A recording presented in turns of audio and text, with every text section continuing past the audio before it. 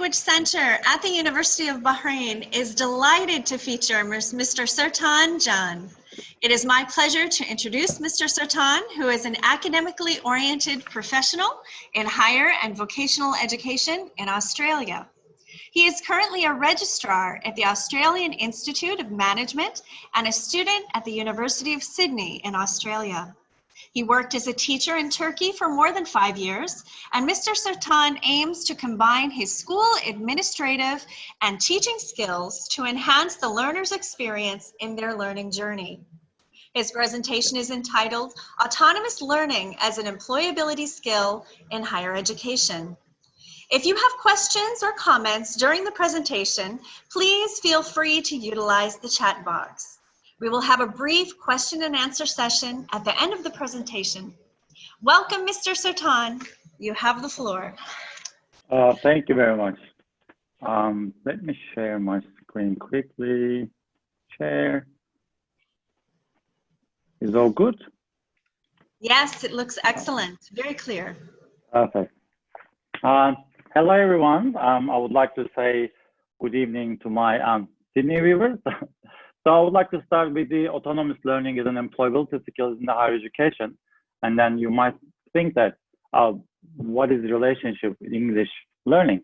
So we'll definitely get to that one. Let's start. You know that once we start learning, I studied decades ago. I didn't need to decipher that one. Anyways, but it is important to know that when I was learning the things, it was difficult than today. And then you know that emerging generation is also learning different than how we learn today, but we are their teachers. So we are the educators, and also we are the school administrators. And Diane mentioned that I'm a school administrator, one of the educational providers in Australia. And then my position is to understand where the students are going with their knowledge, and then how they are employed after they've completed their vocational or higher education. In my presentation, I would like to go through, yes, this structure, what, how, and why, but I would like to triangulate this presentation a bit with my experience, and also I would like to talk about literature. First of all, I think we need to problematize this learner's autonomy. Why do we need that? Why should we start doing it? And then from the beginning rather than later. When it was coming into place by Holek 1981, learner's autonomy was the thing, and then it was identified as self-sufficiency, and then being coaching to the others. And then once we are doing an integration, that one in our education. So let's look into New Zealand Youth and Transition Framework, which was published 2016. They say that these are the characteristics of the employment. And then, as you can see this one, these are the positive attitude, communication, teamwork. So I don't need to read them all. But when we see this one, these are the required characteristics for the employment.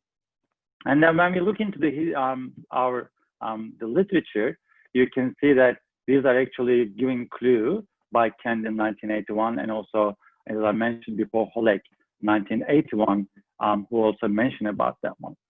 When I was checking that one with the Bahrain, and then you will see this one, these key outcomes are taken from the University Higher Education Council, which was published 2014 and 2024. And then, as you can see, we would like to have this lifelong learners who they control their learning, starting from higher education. Maybe this is questionable. You can also mention that one. We don't maybe start in the higher education. We might also start from the earlier, and I'll come to that one. And then we would like to employ that one in our education systems. which is starting from sometimes we might think that it's coming from the teachers, but it's also coming from all the policymakers and everyone. So what is autonomous learning? So we've been talking about that one. And then as you can see, this word cloud, it gives us some information about it. So when you look at this one, actually, you can pick some words here. And then which one is your favorite one when you're looking at this one?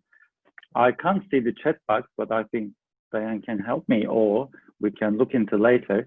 But as you can see this here, responsibility, learners, and then as you can see here, learners has been mentioned several times, and also education, students, responsible, cultural, and then context as well. This is one of the most important one, I believe.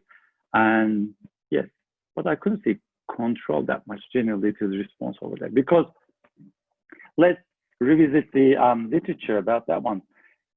Autonomy is more an attribute of the learners than the situation. Learners are responsible for their learning. So of course we can't give this decision to them, but we can involve into that one. And Holek, as I mentioned before, Holek said autonomy is the ability to take charge of their own learning. But how are we gonna cultivate that one? This is the another point of this. So to be able to do this one, these are all the notions that we talk about. Just okay, we give the responsibility, the charge of their learning, and then how they're gonna learn, and then teacher position. I think the most important thing, one of the things, is reflection.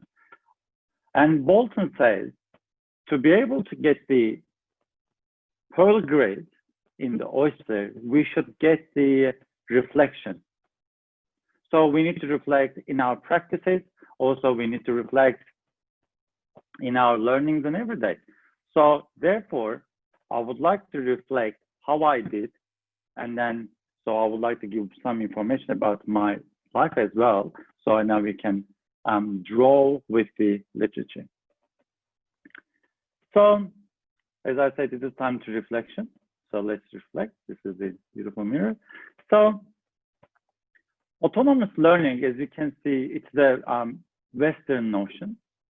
As I mentioned before, I worked as a teacher in Turkey. That means I studied there. And then how I studied was different than how I study in Australia. I've been studying in Australia maybe long enough to notice that how the changes is happening, and then how the context, as I mentioned, context is different. So when we are taking the context into the place where we are located, that is actually important. So therefore, I can say what I learned in Australia and how I learned in Australia is different than how I learned in Turkey. So, and I had opportunity to taught in Australia, and also I had an opportunity to taught in Turkey. So those students totally different than each other, because one of them is multicultural, you will say, of course. However, you will need to get those notions, all the students, into one perspective. So the other thing is unlearning the learning. So what I mean by that. So when I came to Australia, I had to unlearn what I learned before to be able to cultivate, to cultivate myself into a new context, which was Australian context, which it is more critical, it is analyzing and everything. The other thing is just from learning, being a student, being a teacher, being a student again, and then being in the school administration. The administrator gave me an idea, and then I learned a lot in that one. The policies, into that one, we saw that some except from university diploma, New Zealand, Department of Education from New Zealand, and also Bahrain. So the policy makers actually are dictating, or they are demanding us what to do. In some cases, I would say the regulators actually should be on our side to cultivate our students. And also the school administration, teachers, and the students, we need to all learn to reflect what we are doing at the moment, and then how we're going to be doing. So this is, let's think about our students right now, and then when I ask you a question, what kind of characteristics would you like your students have in your classes? So if I can check, I can't check it, but yeah. So I can hear the answers. So I'll just reveal some of them. Autonomous, critical thinking, communication, decision making, and motivation, responsibility. These are all we want from our students. We want them to be autonomous and then responsible. And when I give them homework or when I'm in the classroom, they should be motivated, right? But how are we going to do it? So let's discuss how we're going to do it. So let's implement this one some ways. Benson, in 2007, he gave us some clues how we can do this one in the classroom, and also how we can do it outside of the classroom. So I believe that the learning is here actually coming from, all the way in and out. So these are the small ones, and I'm not going to go into details. So already know this one. So there's another model that I quite like. This one. This is from Gerald Grove's self-directed learning model. This model actually illustrates the change of the students and the teacher's position. So actually, I just gave some breaks for the teachers. So, and I could maybe you can write something here. What in this position, for example, we won't expect that the teachers are going to be, or the students are going to change immediately or overnight. What is going to happen? It will take time to change those students' attributes in the classroom and also outside the classroom. So also the teacher will need to change, right? So therefore, we need some kind of framework. And then I believe that this framework actually gives us some clue. So I will just reveal this, the answers for you. As you can see. Yep. So actually the goal of this model is not content knowledge or anything. This is rather than showing the content change, how the learning occurs, how the learning understanding changes into that context. And then what is understanding is perhaps more importantly, analyzing the purpose of learning. This could be personal or change, social change, as I mentioned. Yeah.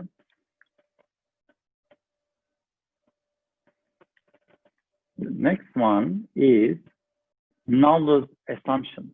Knowledge, Malcolm Knowledge is one of the big names in the adult education. And then he introduced a terminology called andragogy. So we always use the terminology pedagogy, but knowledge comes with an assumption that the learners bring. So knowledge has 5 assumptions.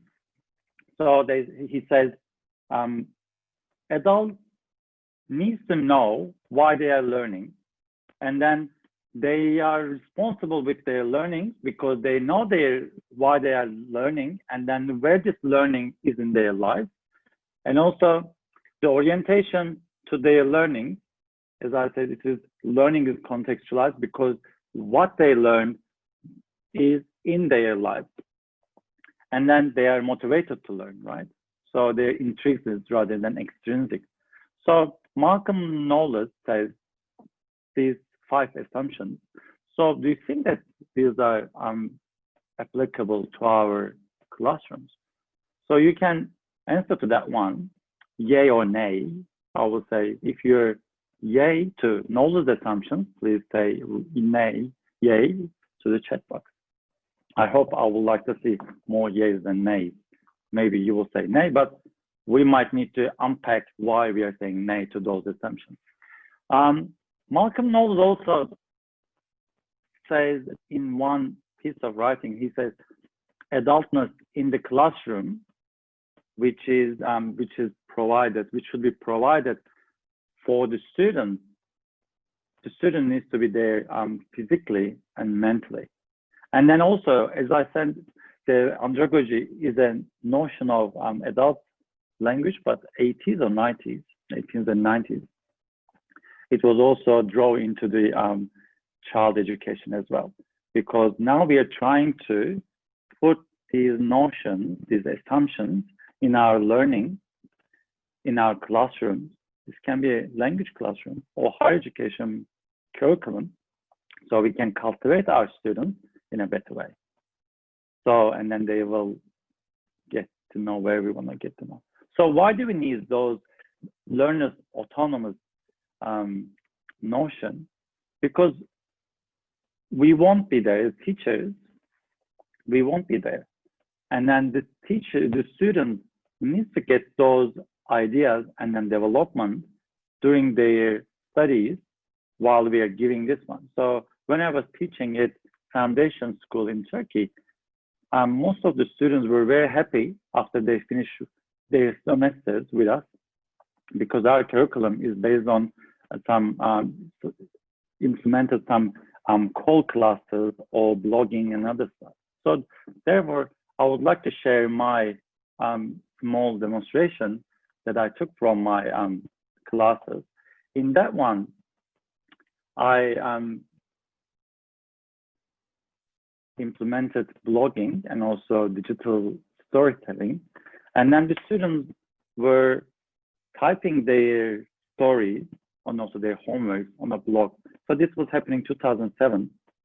Since then, of course, we had more times, of course. And the students started typing their stories on a blog, and after they start commenting in each other. So that actually helped us, that actually helped me to take those outside of the classroom notion. So the students actually started liking English in a foreign language setting, and then they started taking that on board with their learnings, and then they wanted to do more. So, and afterwards, I asked them to do some digital story making, and then they did it. And then in some cases, they didn't have the idea of editing a video or some other video voice recording. At the end of the day, they learn English because I know that they learn. They pass their exams and everything. So, but is an indicator, that's debatable. Anyways, the other thing is, and then once they are articulated in their programs, they knew digital literacy. So you may ask that, is English teachers' job to learn or teach digital literacy to our students? So when I say, is English teachers' job to learn, because if I was born, let's say, 40 years ago, and I wouldn't know how to use a Mac or edit a video. So therefore, as a teacher, I need to learn. And to be able to teach, I should learn and then teach, or vice versa. Anyways, so to cut it short, and I suggest the technique that I use to cultivate those methods, and I tried. So there are some conclusions for this presentation. Of course, we're going to continue. So I would like to be able to cultivate the student autonomy. We need to engage the students. We need to create the motivation, and also we need to give it control, or reflection is always there. The other thing is, I will always say unlearning the learning, because all context is different than each other. And then it is my responsibility. It might be argued that, is it my responsibility or is it your responsibility? I think we also should say that it is my responsibility, and then we should start taking on board with that one. So this is, I include the students as well. So adultness, this is coming from Malcolm Knowles, and also Merriam and Caprella. These are the great designers. And then they say, when you are designing any curriculum or any ideas, it should be goals, processes, and also the learners. Thanks for listening. And I think I will get the questions if there are any. And I would like to see if there's any yeas or nays. Yes, we have an excellent question. Many students have incredible skills, but they are not confident in their abilities. How can instructors boost students to be more self-aware and to take risks as learners? Oh, risking. So to elaborate that, actually, I think, so I believe that happened in a EFL settings, I would say, but risk-taking is something there, and I don't quite know how to respond that, because the students change, and then we also change, but in the classroom, we need to give that notion to the students that they can make mistakes, we can make mistakes, we are all human beings, and then we'll all learn from our mistakes. So teacher is not an authority, and then we should all get to know that we can make it together, I would say. Excellent. Also, someone asked, what do you mean by the assertion that autonomous learning is a Western notion? When I was making when I was researching, it is first cultivated, came out in Western society, and it's a Western society notion. So, and I was born in Turkey, it's a Middle East, Mediterranean country, and when I'm talking there, how we are learning in a Western culture is different than totally the other one. And then the notion, yes, because most of the pedagogies or most of the approaches are coming from Western, and now what we are trying to do is just implement that one in our society due to the globalization. So I know with the globalization, it seems that it is always with us. Actually, in some context, it is not with us. So it is kind of injected into the society within the other means. I hope it is clear. If not, please write me. I will just definitely discuss with you. That's excellent, excellent. Thank you for your presentation. It was amazing. Thank you very much. Thought-provoking and insightful, and you raised some interesting topics that will give us some things to think about as we head back into the classroom. Thank you so much. Thank you very much. Have a great day.